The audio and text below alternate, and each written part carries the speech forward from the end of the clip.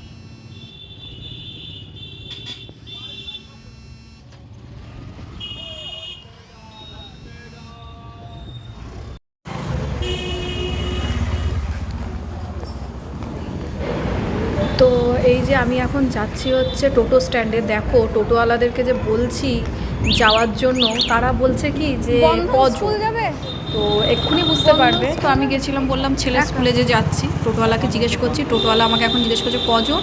আমি যেই বলেছি একা, বলছেন না একা নিয়ে যাব না, হ্যাঁ একটু আগে দেখুন। এই এখন আগে যেহেতু দেখতে বলছে, আমি এখন আগে আগে হেঁটে যাচ্ছি। মানে বুঝতে পারছো? তাহলে এখন টোটোতে উঠতে গেলে পাশে কাউকে দরকার আছে, নইলে যাওয়া যাবে না।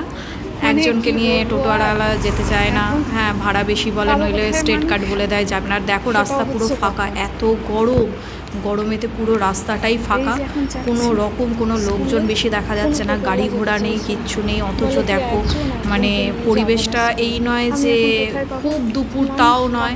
এই এখন কটা বাজে? 11টা। 11টার মধ্যে যদি এরকম অবস্থা হয় তাহলে বোঝো মানে মানুষ যাবে কোথায় এই গরমে। টেম্পারেচার এখন কত যাচ্ছে ভাবতে পারছো? এই তো তোমার ইয়েতে বলছে, নিউজে বলছে শনিবার রবিবার কোথাও বেরোতে না, কাউকে বেরোতে না, কিন্তু এটা বাধ্য, আমাদেরকে বেরোতেই হবে। দেখা যাক।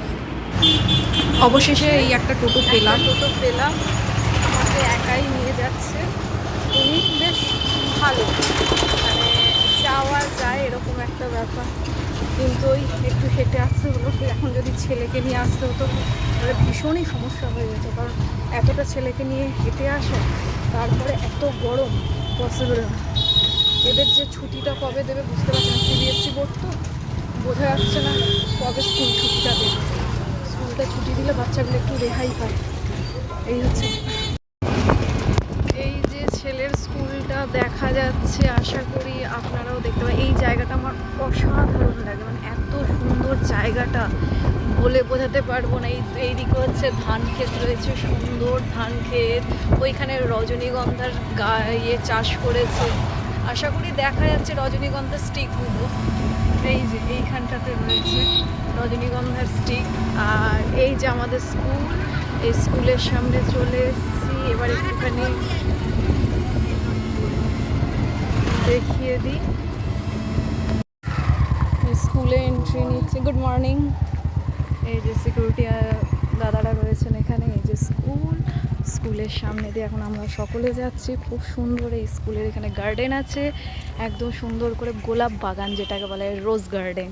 তো এই যে রোজ গার্ডেন রয়েছে এখানে, শীতকালে প্রচুর গাছপালা থাকে। তো এই যে এখন যাচ্ছি নার্সারি ক্লাসে। তো যাই হোক, এখন আমরা এই যে স্কুলে ঢুকছি। এখানে যেহেতু ভিডিও অ্যালাউড নেই, তো আমি এখানে নর্মালি বুঝতে দিইনি কাউকে যে এই যে স্কুলে যাচ্ছি। এটা নার্সারি রুম, যেহেতু আমার ছেলে নার্সারিতে পড়ে, তো আমাদেরকে নার্সারি রুমেই যেতে বলা হয়েছে। এখানে ম্যাডামরা সব রয়েছে।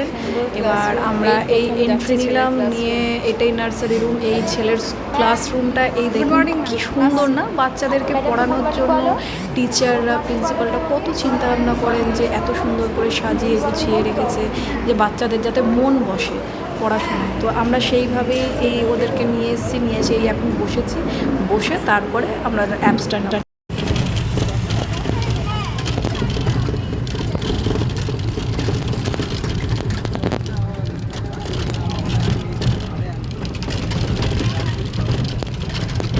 ফাইনালি এখন আমরা বাড়ি যাচ্ছি। ওই কাঁঠাল গাছটাকে দেখলে খুব কষ্ট লাগে, কি জানি কেউ আগুন ধরিয়েছে হয়তো, সেই কারণে ডাল ফালগুলো মানে পুড়ে গেছে।